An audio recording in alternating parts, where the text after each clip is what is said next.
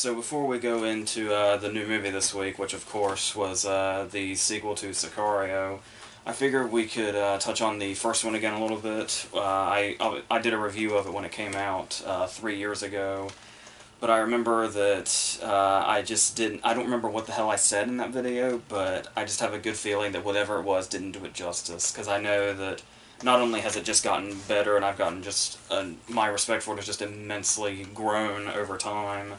I think we were also doing like a lot of catch-up stuff back then, so it just kind of got blended in with everything else. So I definitely probably don't see it now the way I did back then. And so the thing about that is that obviously at its core is this performance from Emily Blunt, who I wasn't necessarily a fan of at the time this came out. I remember saying stuff like my hype for the movie would have been so much more if it was another actress, stuff like that. Something I would never say today after this movie and this performance. Not only won me over with her, but made me go back and re-examine like every movie she's ever been in and every performance she's ever given. And now she's just like one of my favorite people in the world. And it was really, the start of it was this movie, because the thing about it is what her performance is really, really important to how the entire movie plays out, despite the fact that obviously it will eventually go in an entirely different direction, to the point that we quickly learn that she's not even the title character by any means.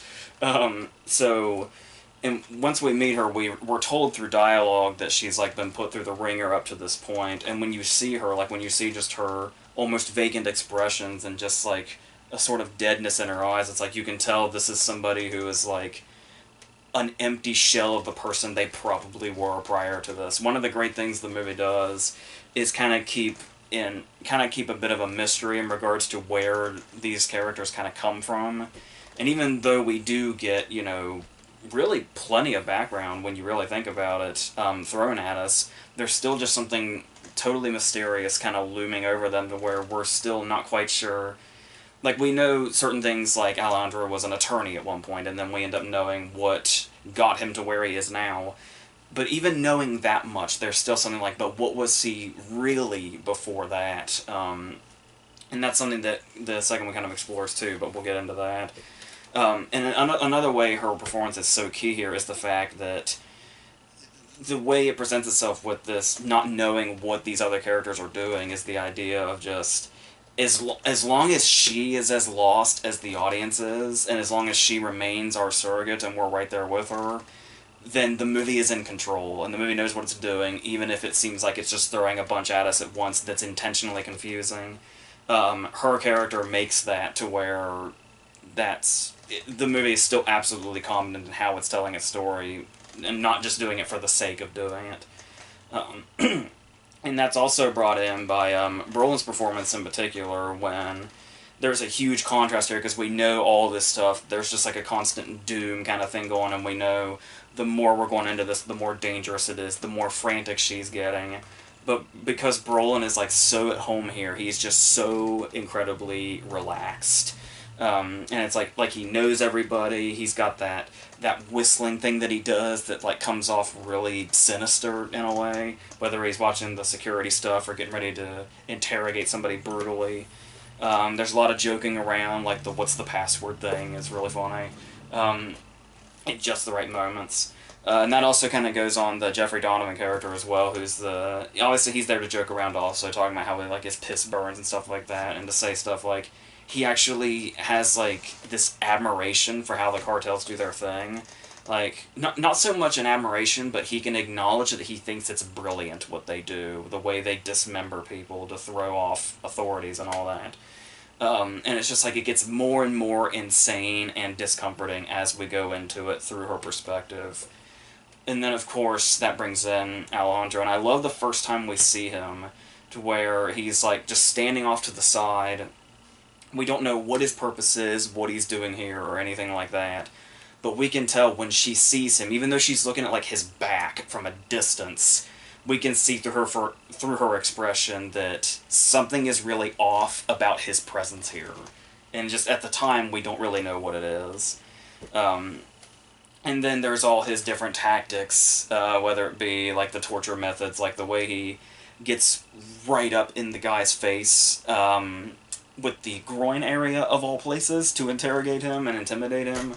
There's the sticking his finger in John Bernthal's ear, and it's just the really kind of uniquely brutal ways this character does things. And there's something that just really draws you in, even though the whole point of the movie is to keep his motives totally in the dark for a very long time. Um, and that's what makes it so strong, because they do, and obviously they spend the movie planting these seeds, like they, whether it be big or whether it be small. Like small would be like the bands that ultimately link us to Bernthal's character and helps her figure out what's going on with that.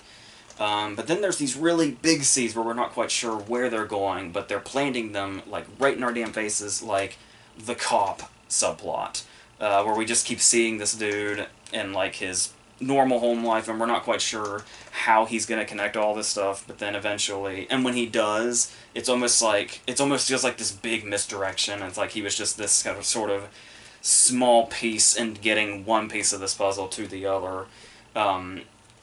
And it's still, though, those scenes also work to like really kind of humanize even like the smallest aspects of the story, which really bring it to life in an interesting way. And that's obviously, I mean, that's obviously not even to mention, you know, Villeneuve's direction, and as so many people have mentioned, Deakins' cinematography as well, just really are a match made in heaven here to tell this story that is a bit unexpected when you look at stuff like, well, no, maybe with Prisoners it's not so unexpected, but when you look at the teaming that like would follow, like Blade Runner, but in how both these teamings just really work with these totally different stories. But then on top of that, also on the technical aspects, you have Johan Johansson's score, which is just, there are things that this movie is like forever synonymous with, and the sound of that score is one of these things, particularly The Beast. One of these things, like, they introduce us simply by, like, they're referring to Juarez as the Beast. But then there's the whole thing. I heard this, I don't know if this was, like, Johansson's purpose here, but the idea that I had heard somebody have was that, the kind of dooming sound that you hear throughout it is almost like the sound of this score is a beast coming to life, with that kind of that sound that we hear throughout it being the breathing, and then the pounding being a heartbeat. And just, I can't unhear that now, and that's just makes it this really incredibly ominous, you know, almost terrifying sound throughout this movie, and that's great. But the thing about it that it does best is that, and the reason I feel like it's worth revisiting right now, is that this is a movie with two faces. Because it's like, the movie that I watch now is not the movie I watched the first time. With the whole, because the way, like I said, they effectively keep everything in the dark to where it's almost like, the movie's almost like a mystery in regards to what exactly is going on and how this connects to the characters that keep coming in and out of it.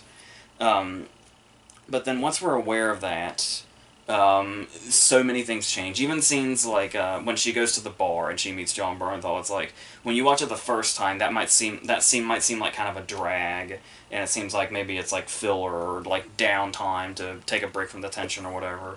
But when you're watching it, when you know what's up, there's just this whole danger looming over that whole scene, and that, like, the scene that seems like it's the downtime now has that over it. When you go back and you watch the movie again, the movie is, like, relentless, and, like, that downtime does not come ever.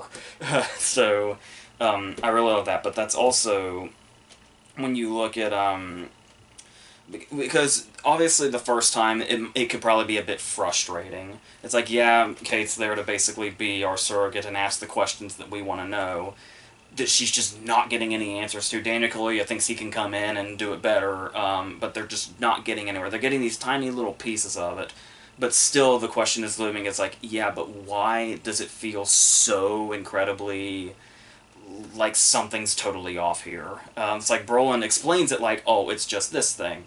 And it's like, yeah, but why would you keep that in the dark? And you're just constantly asking these questions.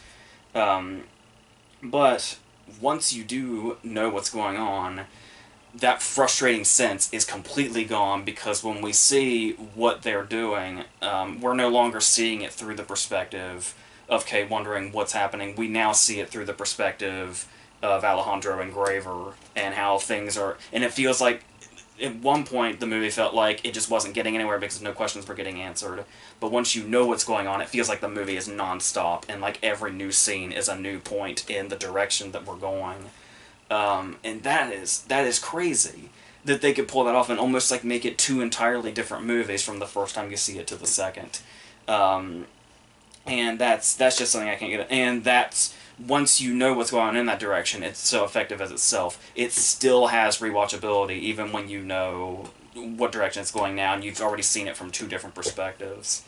And that's just really great. So, and the movie's even structured, like I said, when the way it shifts perspectives, the movie's even structured like that, to where not only does it feel like we're seeing it from a different perspective from the first time we see it to the second time, but that it kind of happens before the movie's even over. Because the whole thing, we kind of feel like we're seeing through her perspective, but then there's this sudden shift after the tunnel scene, when it feels like it's strictly from Alejandro's perspective. Which is, I think after the tunnel scene, we don't even see Graver again. So that's, and then obviously the title character takes over. So that's, you can even tell like the poster up here that you can't see entirely, but I'm sure you know which one it is. Where like most of the poster is Blunt's face, and then it's like the two of them and all this stuff. But you'll notice on the DVD cover now that the secret's out, it is Alejandro that is the prominent one. So I really liked how they did that, and they kind of saying like, well, everybody knows now, might as well market it as such. So, yeah, and then of course there's the whole, you know, a whole bunch of themes, particularly, the most, I mean, it's a bit obvious, but even so, it's still done effectively. The idea that Kate seems so obsessed with, like, procedure and doing the moral thing and all that, trying to make law happen where law is not going to happen. And Alejandro and Graver are the counterpoint to that, and just basically have to say that there are times when that is just, you just have to basically abandon anything that seems like remotely civility. And it's just takes us in these really dark directions and these really dark places in this really big way. So, needless to say, I wish I could have said this back in 2015, but like maybe I did to an extent, I don't remember, but that's what I'm saying now, 3 years later, and going into the sequel. So let's go ahead and do that. Now, going into the second one, the big questions were, how, like, the first thing you think of when you think there's going to be a sequel to Sicario, even though it technically did kind of leave that open when you really think about it, it seemed like a pretty weird idea at the time. Even with Taylor Sheridan writing again, it still kind of felt like that's odd, because because one of the things about it at the time was the mystery about the movie is what made it work.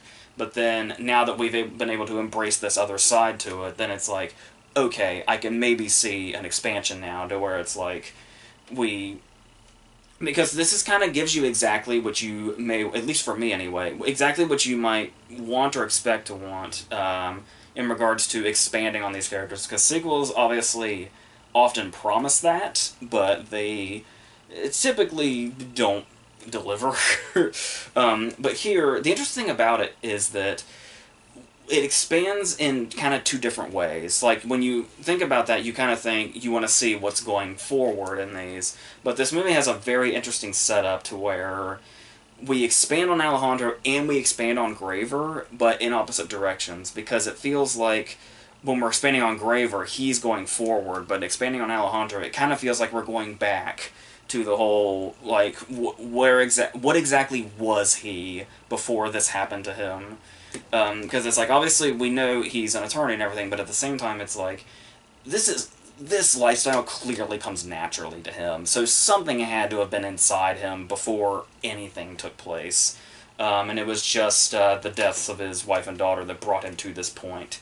So the sequel brings us this story where they decide they're going to kidnap the daughter of this drug lord, the one that's responsible for going all the way back to the initial conflict, the initial, peak plot point of the first movie, and start a war with these cartels. But the thing about it, though, is that this typically, especially in a sequel, if you're going to introduce a child to be in the midst of it, that kind of one or two of the characters has to look after, that's that's just a sign of disaster. That's one of those things where you just know this is not going to go in the best direction, and it's like, this is the best you could come up with?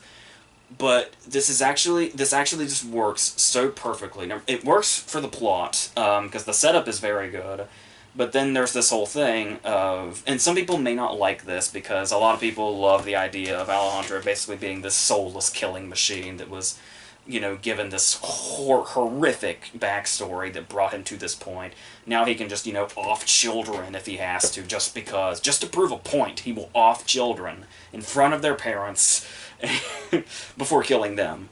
And that kind of sets up this frame of mind that you have about Alejandro from then on, and that seems to be what a lot of people want to see. They want to see Alejandro just fuck shit up. And that seems to be partially what has been promised. But I actually really like the direction they take here by putting this young girl in his possession, more or less. And it kind of really starts to bring that humanity back. It gives us what feels like a glimpse of what Father Alejandro might have actually looked like, and how exactly he would have dealt with things, how he would have lived, all that other stuff, while also maintaining this I will literally kill anybody, way of life that he has adopted. And so giving him that connection, and there's even stuff like where we can see him kind of trying to adapt to it or find it again. Because like I said, we don't know what he was like as a father. He could have been just as awkward then as he is now. He could have been an entirely different personality. But there's that scene when it's like, when they're in the car and he looks to her, and it's like he's trying to, I think he's smiling, but I also think he's trying to smile and not quite getting there, because he's just that hardened at this point, and he's trying to comfort her, I think, but he still kind of looks threatening, and it's like there's just something here to where he's so far gone that he can't quite get back there, but that they're bringing that side of him out that we know was probably once there. I feel like it's a really interesting place to take the character, instead of just saying, like going further and further down into being this, murderous killing machine that's like, will do everything soullessly or anything like that. So I thought that, and obviously Del Toro is an actor with such great range that he can pull off all these different things and make it effective. Like, if this were another actor, I don't know how well this storyline would work, but if anybody could have brought it to life, he certainly can, and he certainly does. And another thing about introducing the girl into it is that it's not necessarily just this thing that's there to, like, cause conflict all the time, or, just work solely for Alejandro's character, but there's also this gunfight that happens that she's in the middle of, where she's kind of mirrors Kate's predicament during the border scene in the first movie, where she's stuck in the car while everybody else is shooting at each other. And she decides to get out of the car and hide under it and all that. But the thing is that it feels like we're seeing this gunfight through a particular perspective, because typically we could have just recreated the border scene. It could have just been this really, really tense scene, where tension is the main factor here. It's the main emotion here. But while the tension is here, because it's this big, loud-ass gunfight, the inclusion of her and seeing it through her perspective as she's hiding also brings, like, a genuine fear feeling to what's already really tense, which adds something that wouldn't have been there if this character wasn't there. And the way they actually use that to enhance the intensity of the scene with throwing in another emotion in there, is really skillful, and really, I said, you never expect it to go this well when they introduce a kid into it, especially in a story like this with these characters. But it really just came together nicely. And now that we talked about that, there's still plenty of tension to be had. There's, like, these opening scenes with these suicide bombings happening. And it's, like, especially the scene when it's in, like, a store or a supermarket, and we're on the outside of it, but the scene is just still so incredibly confronting, even if we kind of feel like we're at a safe distance from it. Just what happens in this scene and the way it's positioned makes sure that it still feels like it's just right. It's just going right for us and just, like, throttling us with just the horrible, horrible thing that this is. No matter how much of a safe distance in a movie theater we think we are, it still feels like it's right there, and this particular scene has an ending that just punches you in the worst way, in the most effective way, but I mean in the worst emotionally, of course. And then this is immediately followed up by probably one of my favorite scenes of the year. This scene is so good, unfortunately.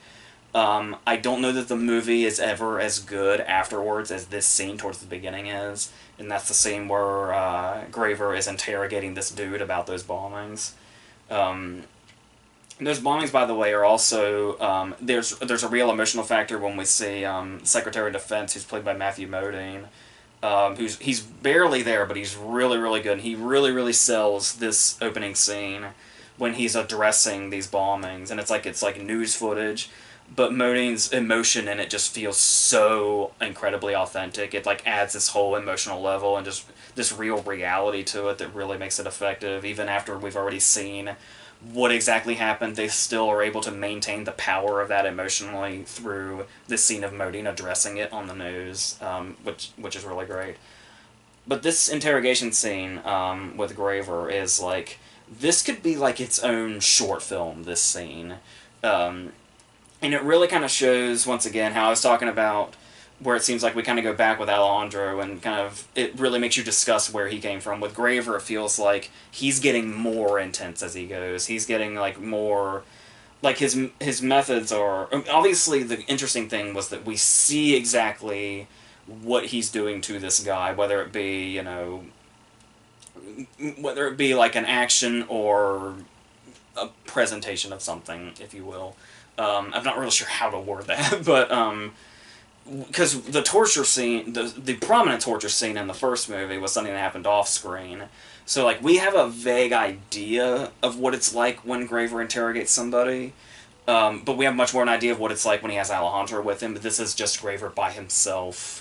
And this is just a really great scene. Like, it puts, like, if you thought what Jason Clarke was doing in Zero Dark 30 was brutal, Brolin doesn't use near as much physical force, and it's like, it's just equally just, you know, yeah, it just really packs a punch in a really great way. So that, like I said, the only problem with this scene is it's like the best scene in the movie, and it's at the beginning. So like the rest of the movie never quite sort of hits the way that scene does, but there's still throughout, it really does capture everything quite well. I was talking about there's also and this, even though I'm saying he's getting more hardcore, the Graver that we knew from the first movie is still in there. Like, there's still, he's still doing these horrible things with his very non-threatening footwear, which I guess is his trademark. And then there's lines like, just the nonchalance he deals with this. Like, he and the guys have made a particular decision, during that kidnapping scene, and they're watching it, and somebody says, you know, that choice you made was really risky. Like, why would you do something that risky? And his response, as he's shoveling noodles into his mouth, is just, we just wanted to see what they would do. And it's like, that just so sums up this character in a great way. And obviously, Brolin gets to do a lot more here than he did in the first one, and he really gets to show off in this one, which he's been getting to do all year. And this just continues that chain of the awesome Brolin we're just getting constantly now. I talked about one of the things that is synonymous with the first movie being the score, particularly The Beast, with Johan Johansson's contribution, who obviously, sadly, we lost, what was that, like a year or so ago. And while they do find a way very effectively to incorporate The Beast into this, for the score obviously is a different composer, but the interesting thing that I really liked actually was, while this score doesn't necessarily stand out in the way something like, you know, a piece of music like The Beast does, he still maintained, I'm blanking on who the composer is now, shit. But what they managed to do that I liked was, they managed to sort of find the same tone and make it feel like it was still kind of in that similar way. A great comparison to this would probably be the Carter Burwell score from Fargo, and then what Jeff Russo did with the score in the TV show. How it's not the same compositions, it's not the same composer, but the music feels absolutely in the same vein and absolutely in the same world. So I'd compare it to that pretty easily. As far as it goes in like the last third, I think it helps that I was able to brace myself for any kind of change in tone or any kind of change in quality, because I had read like a couple of days ago that I guess the director, like Taylor Sheridan still gets the lone writing credit, but it's my understanding that the director actually went in with his team or whatever and basically rewrote the last third or so, like entirely. It's my understanding that Taylor Sheridan's ending to this movie made it like a totally different movie than what we see now.